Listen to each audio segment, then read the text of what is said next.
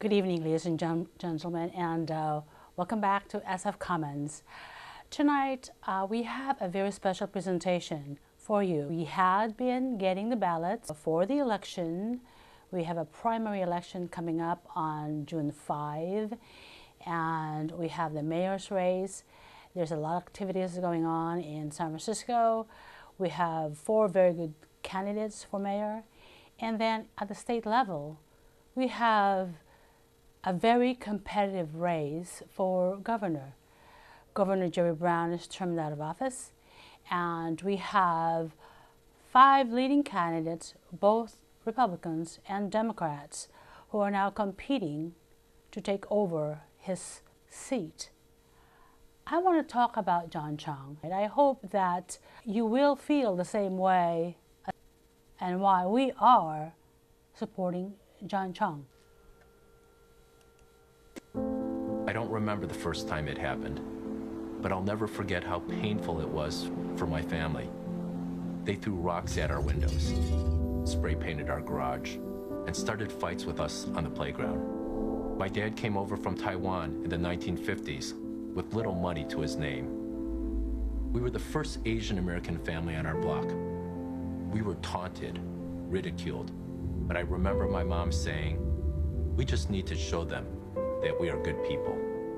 I think it's why I've always rooted for the underdog. The single mom, the dad working a double shift, kids who dream of a brighter future. They're my motivation. They're why I fought so hard to steady the ship during the recession. Why I stood up to the Wall Street banks that preyed upon them. Why I helped finance thousands of affordable housing units. And why I refused to let the governor cut the pay of hardworking Californians. In the face of adversity, we cannot waver from our convictions. We have to stand up, speak up, and defend the values our nation was built on. We have to lead by example. When you have been trusted to serve, you don't make excuses, you don't throw stones, you build bridges. You remember where you came from, and you see the good in people. You make progress every day with a vision for the future and the guts to make it happen. There you go. You know, John Chiang's story and the story of my family is a bit similar. My dad was a lawyer in the Philippines, but with 14 kids, and my mother was a homemaker, it was very difficult for us to make it. So the allure of coming to America for a better life took us, just like John Chiang's family. My father came here, and he came as a lawyer, but then he worked as a janitor, scrubbing kitchens for a good 2 years while he saved money, sent us money in the Philippines, while he tried to save money to bring us to this country.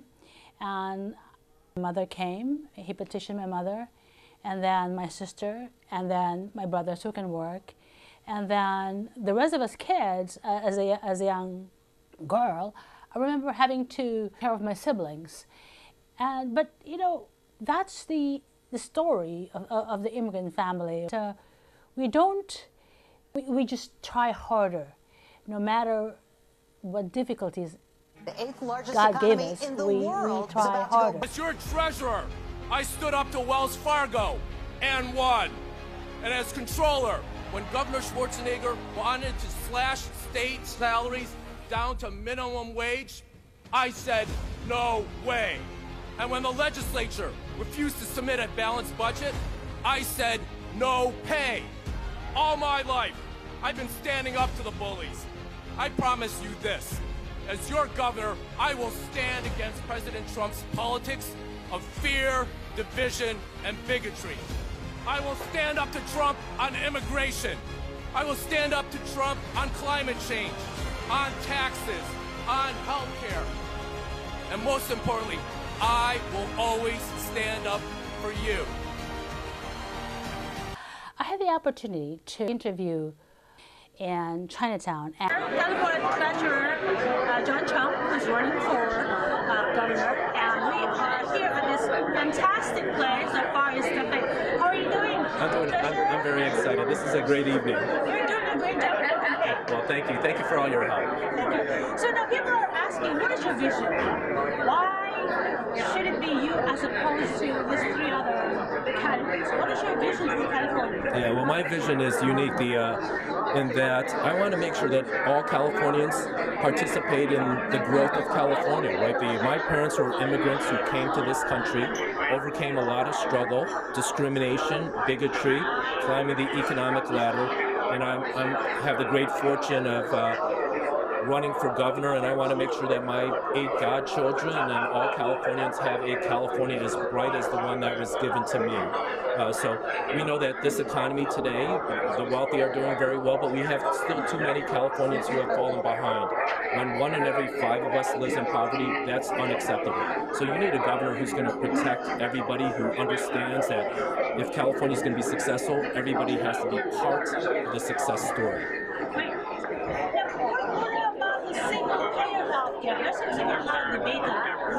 Yeah, well, I'm a strong proponent of single payer. We want to make sure that we drive down healthcare costs.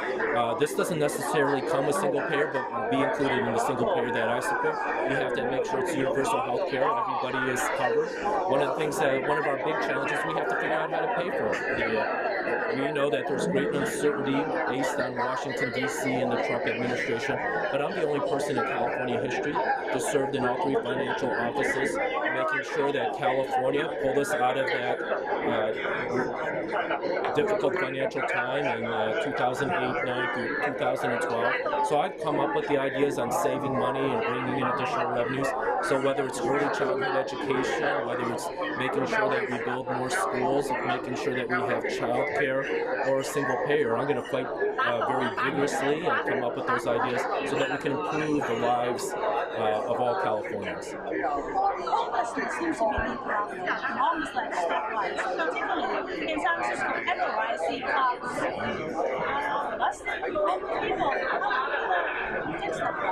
Well, I've been working on those issues as the state treasurer. As the state treasurer, I rewrote a lot of the rules and regulations along with my colleagues, so that we, in my second year in office, after rewriting those rules, we increased the building of new and rehabilitated housing by 83%. We have much more work to do, and especially in regards to the homelessness, you need early detection and early intervention, right? As people enter into that decline, whether they lost their job or they're experiencing traumatic incidents, whether they're having mental health deterioration, right? We need those services early on so that people don't end up on the streets, right? If you're on the streets, right, your chances of recovery drop dramatically. So we need to make sure that we find the services, the programs, and make sure that people have housing before things get far worse. This generation seems to be the newly graduates trying to fuse into the jobs, and then the average just came out with a discussion that the discharge still no we need our federal representatives to take bold action. Right? They've been sitting on this for decades and letting generations of Americans go into deeper debt. Right? And especially if you're looking at the education inflation that has impacted the United States of America, our younger generation is swimming in debt. Right? So they're trying to pay off their student loans. We know that jobs are unfortunately being impacted by the global economy and artificial intelligence. And so good, hard-working Californians and Americans are in a much more difficult place. So they ought to be taking action. I've taken action at the state government.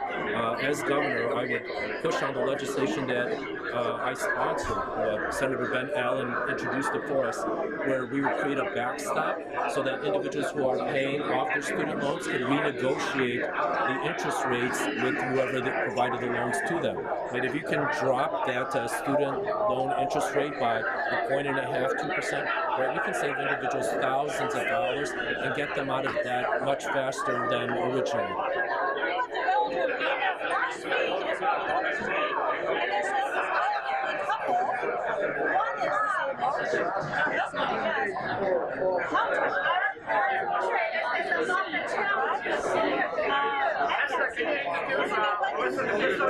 So they're homeless. I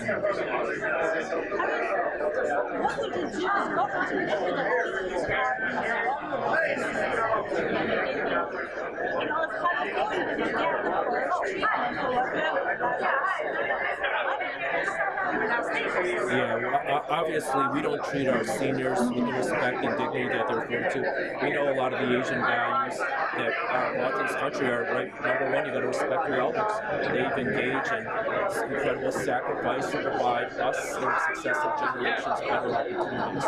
And so we need to make sure, first of all, that they're getting the assistance they need. With a lot of that health care, especially as we know that we have a very rapid aging population. So are we investing properly in in-home support services, the other types of services? Are we building sufficient senior housing? That's one of the programs that I mentioned, building housing, making sure that there's senior housing. One of the great things is they've made so much in contributions. We need to ask them to continue to partner and mentor the next generation. Right? These individuals who have sacrificed so much still have extraordinary value.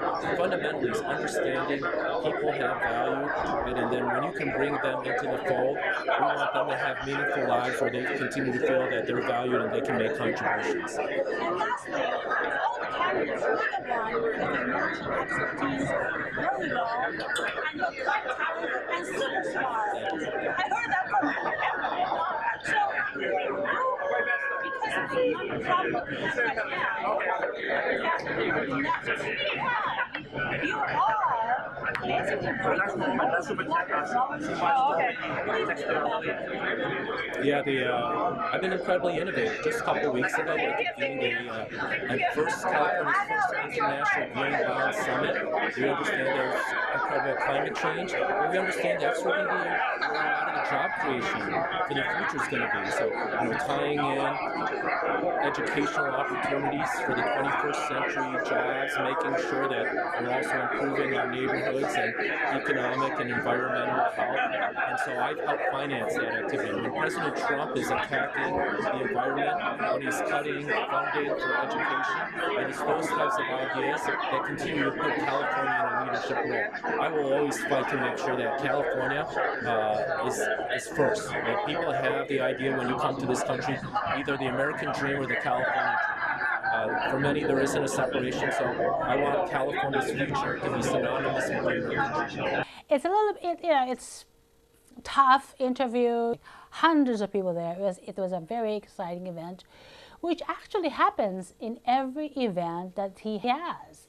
He attracts this enthusiasm and excitement from people because I believe that people see in him something that's better, a betterment for the future. He's from an immigrant family. His first generation, his dad came here without any money, just like my dad did, and mocked, they were discriminated against, name calling and the bullying, and it happens. It happened to most of us in school, at work, careers, but we work hard, we never let it defeat us, and that's why somebody like him who can relate to people, he talks about how he has always defended the underdog. This guy, he knows exactly what we had gone through. And then you see him better himself. Went to law school. He works as a tax lawyer, become a controller where he made a lot of gains for people, and then treasurer, and now he's running for governor. We have to make sure that every child, regardless of community, socioeconomic status, faith, gets the opportunity for a world-class education. That's the prospect and the hopes of California. This is very important because it's not just the skills and the talents and the abilities, but rather, what the character. Democrat Elaine Easton made a fiery statement on the issue of character in politics, aimed at a couple of fellow Democrats who had extramarital affairs. What's missing is courage and vision and heart and a sense of self-control that makes certain that you are focused on the issues at hand and not on how much fun you can have. And at the end of the day, it is inappropriate for any boss in any business or any government agency to make passes at women that work for them. And when that happens, it ought to be given a shout out. In the affairs of Antonio Villaraigosa, and certainly than the affairs of Gavin Newsom, the question is very simple, ladies and gentlemen. If you can't trust Gavin with his best friend's wife, how can you trust him with your state? Yeah, I mean, I lost my marriage. I lost my family for a time. The question is very simple, ladies and gentlemen. If you can't trust Gavin with his best friend's wife, how can you trust him with your state? Faithful is something that is terrible. But beyond that, using public money to cover up something that is totally inappropriate is double trouble where I come from. Character does matter. We need people to change the culture, and whether it's in the capital, Sacramento, or Washington, D.C., Hollywood, Silicon Valley. If you abuse your power and you engage in sexual harassment, you are unfit, unable to serve in office. I stand with the Me Too movement. Very important.